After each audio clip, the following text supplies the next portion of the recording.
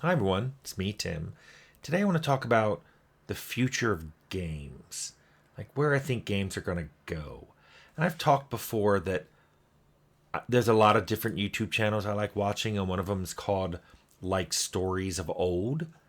And I was watching it recently, and they were talking about how movies have gone through a bunch of phases from traditional to modern to postmodern to meta modern.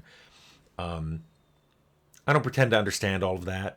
I've said many times I'm not the best writer, but my understanding was modern movies had stories where the characters were unchanging and had very distinct values. And then the story was them going through an event.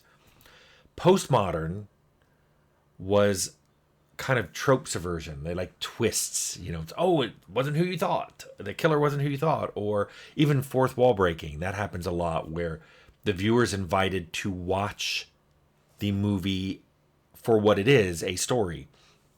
And then there's metamodern, which I won't claim to understand, but seems to be more of using those elements that postmodern use, like trope subversion or fourth wall breaking, to show you that it's just a story, to instead tell the story more deeply than it's been told before. Now, for games, all that applies. Games are also trying to tell a story. So all of that stuff applies. I highly recommend, by the way, you watch that channel. I'll link it below. But games have other things too that I don't think are going to be my focus for what I think the future of games are. I don't think it's better graphics. We already have super realistic graphics. I mean, now we're starting to say things like, look, the light beams have dust boats in them. Great. Is the game more fun because of it? Does it affect anything in the game?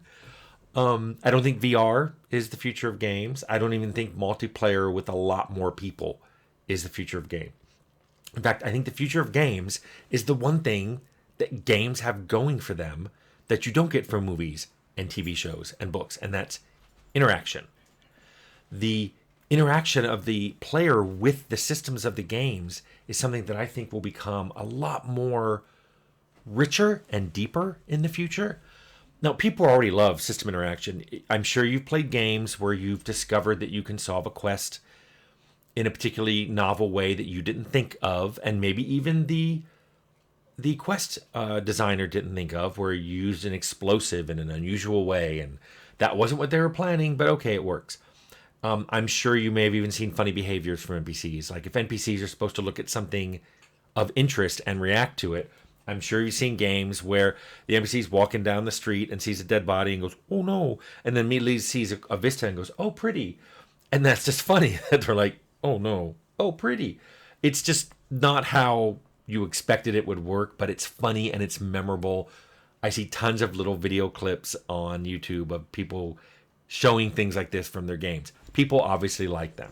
So what I would like to see is where we have more interaction in games, where because you can write the systems in a richer, deeper way, the game itself has tons of more interaction. Sorry, dog's moving around.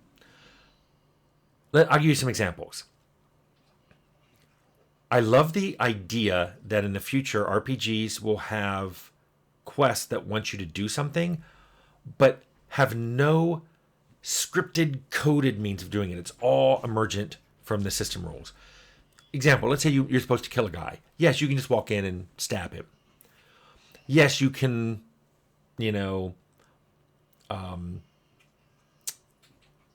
take an arrow and poison it and shoot it in the window. So now you've poisoned him.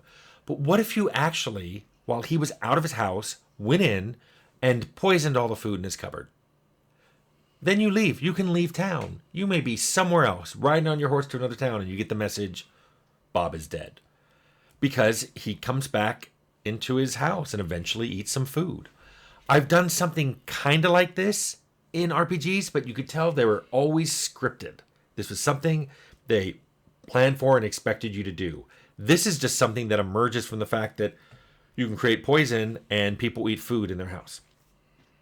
There are other things that I see, and this is stuff AI can help with, where when you're talking to NPCs, where I get to instead of picking off a list, I get to pick the questions I want to ask, and they respond.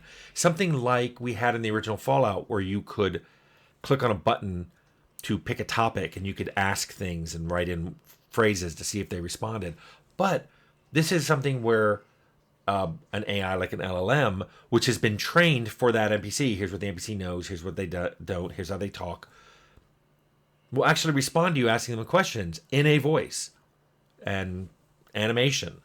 That's something that would be really cool and really make a world feel so much more alive if you could go around and do that. If it wasn't somebody just standing there waiting for you to come along and go, hey, I have a quest to give you. Instead, they're standing there like, oh, God, I can't believe it.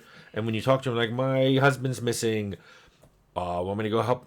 Well, I don't know. Who are you? And I don't even know where it went. I just found this weird arrowhead.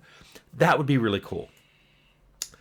So other things would be that, and this is again with AI, and it's an interaction, but it's an interaction at the world level, is that you could find unique places and unique items that are procedurally generated that aren't necessarily something that your friends are finding or that were in the game the last time you played. Now, I know some people don't like this. So maybe it's an option that you could turn it off, or maybe it's New Game Plus. When that idea when you play a whole game and it says, do you want to start over? And New Game Plus opens up different ways the world can work that didn't the first time through. Maybe the New Game Plus option is, okay, now that you're playing again, we're going to procedurally generate some dungeons and some monsters and some items in out of the way places so that when you explore the world, it's the same base world, but it's got a very different set of specific things in it. I think that sounds cool. And also, if that's still something you wouldn't like, I could still see developers in the future using procedurally generated AI content, vetting it, and then they add the curated ones into the game. So you're trying to add more dungeons into the game, you're trying to add more quests of a certain nature, like stealth quests. An AI generates a ton of them, you go through them, vet them, figure out which ones are good, maybe make some modifications, because I don't really like how this worked, but I'm going to fix it by adding this NPC or putting this route through the dungeon.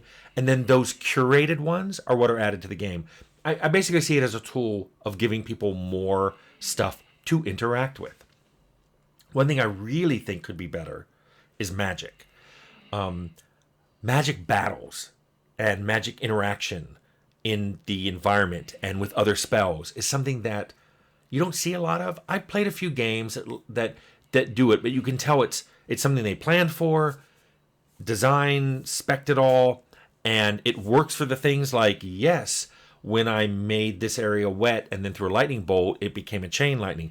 But then other things don't seem to work. Like I made this area wet and I threw a fireball. Wait, why are they taking as much damage? They're wet. They should be taking less damage.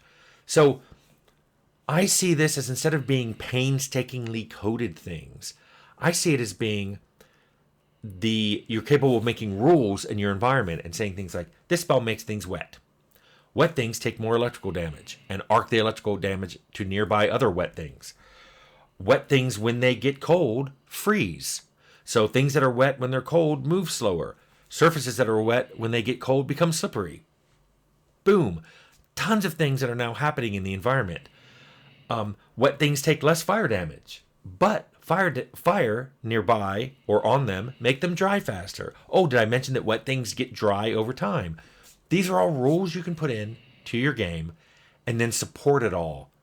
And you can really see some really cool magic battles that you didn't intend for, where one person's shooting out a jet of water and someone else freezes it, or someone else shoots it with a jet of flame, and all this stuff is interacting because you didn't code it for that. It's part of the base fundamental physics rules of the game. This is where I see games going. This is where I see the future of games. Now, take all this with a grain of salt. I don't know what's going to happen, but especially when I play older RPGs where they're doing the same thing, but their list of actions and interactions are smaller, and you're like, oh, I wish this was a modern game so I could break down that door or break the lock off that chest, or bribe my way past this guard rather than just my only option is to kill him. What we're seeing is a broader set of interactions in modern games. What I want to do is take that to the next level and make interactions as part of the systemic code as physics, where you basically just things cause other things to change traits, and those traits are how the world works. So this is what I'd love to see in the future of games. This is what I love to see as like the baseline. So most games support this in the future. Don't know if this is where it's going to go, but an interesting idea I had just from watching that channel, like Stories of Old. Also, I do touch upon this briefly in another video I have called Multiple Quest Solutions. So you might want to watch that too. I'll link both of those below. Anyway, that was my idea today. I hope you liked it.